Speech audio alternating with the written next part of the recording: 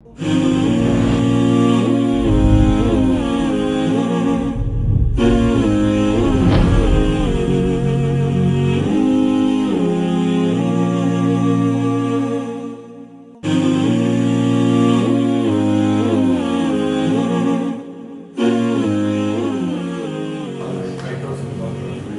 well, I converted to Islam nearly 12 years ago, and my dad is from Athens.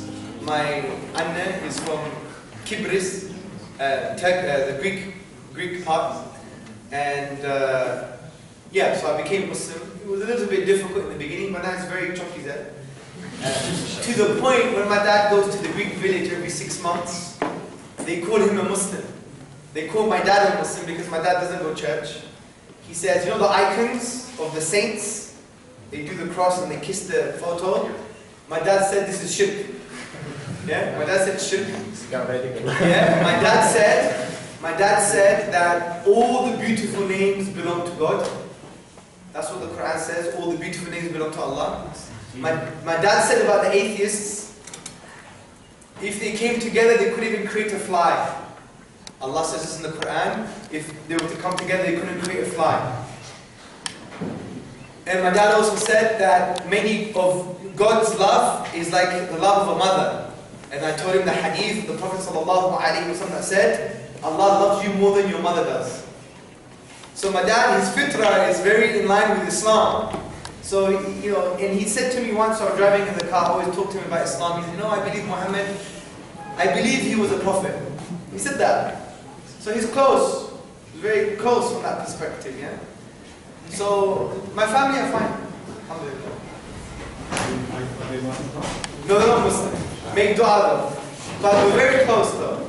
You know, I pray in the house, fast, you know, my children recite Quran, and my dad says, carry on, yeah?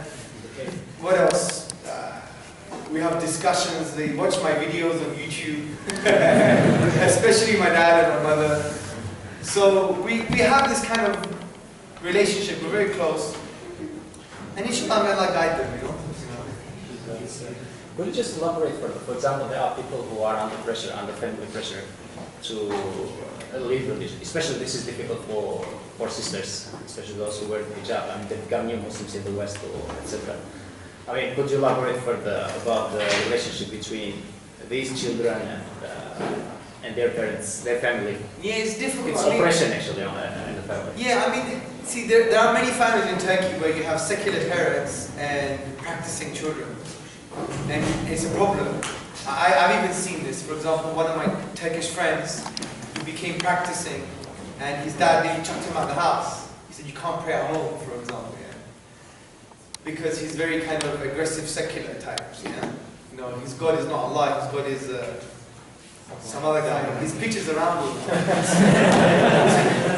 So the point is that the first thing we have to realize is no matter who your parents are, obeying and respecting and loving your parents is second to Tawheed.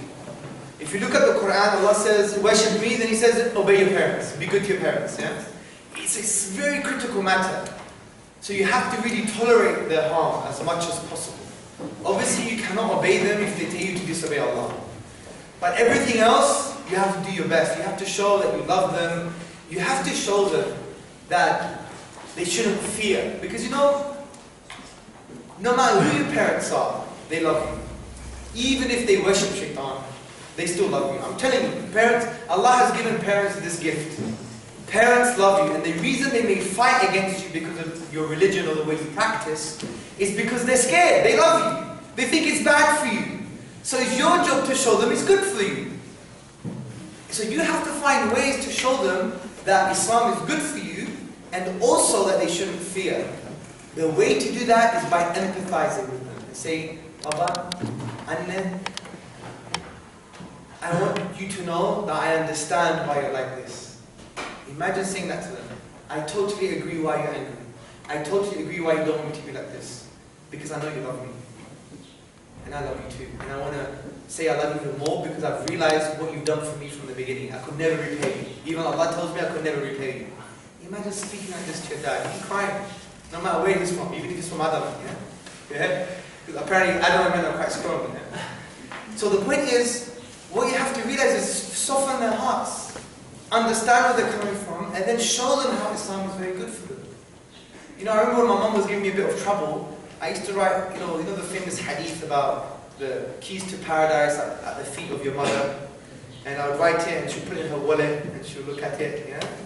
And, you know, I'll tell her about the respect for the parents in Islam and stuff like this. Soften their hearts. Like, it's your job. Don't fight them now. Because that's what I did in the beginning. It was very bad. I learned from big mistakes. Had huge debates with my dad. And you know how Greeks are like Turks, yeah? My dad's smoking, getting nervous, getting angry, you know, passionate. It was just crazy for years. And then I realized I did a huge mistake. Big mistake. I disrespected him, I treated him bad. It was very, very bad. So then I realized, and I called him one day and I apologized for everything. I said, you're a great man, you've done so much for me, I love you, and I know you love me. And you know, I tried to change the power dynamics of the relationship. So this is what we have to do. We have to take back the power of the relationship with our parents so we could basically connect with them again. And the way to do that is to understand where they're coming from, appreciate where they're coming from, reaffirm their love, and then after show them slowly how Islam is actually good for you. You have to do that. You've got no other choice. What are you going to do? Argue every day? And don't attack their idols. For example, say your parents are very secular and they don't like Islam, they just talk about nationalism or Ataturk or they drink raqqa or whatever. Say they're like that, right? If they're like that, don't start saying to them, shirk, bid'ah, haram. Don't be the Sharia police. This is wrong.